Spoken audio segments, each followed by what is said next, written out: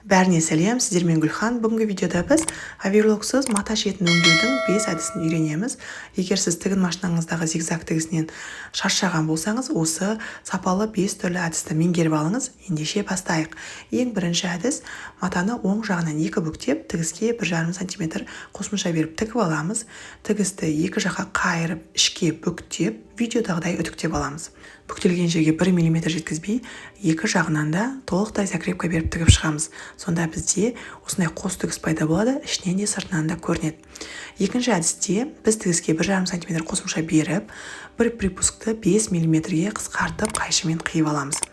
Припусттың ұзын матасымен қысқа бөлікті алып, бүктеп қайырып, шетіне 1 мм жеткізбей тігіп аламыз. Сонда бізде іші де сырты да таза өңделген жұмыс шығады.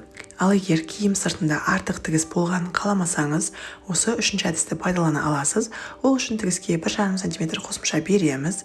Припусктарды видеодағыдай ішке қарай бүктеп, матаға қоспай, шетіне 1 мм жеткізбей тігіп шығамыз. Тігісті үтіктеп, қалаған жаныңызға қайыра аласыз. Сонда сыртынан ештеңе көрінбейтін таза өңделген тігіс пайда болады. Келесі тігісіміз ол астарсыз қалың маталарды осындай касая бейкамен өңдеу. Ол үшін тігіске 1 см қосымша беріп тігіп аламыз.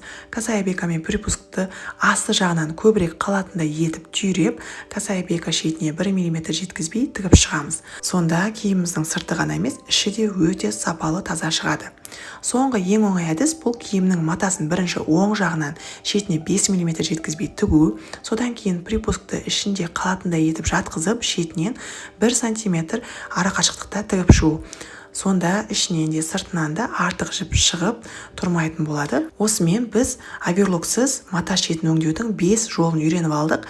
Осы әдістің қайсысы сізге ұнады және қайсысын сіз жиі қолданасыз, комментарийға жаза кетіңіз.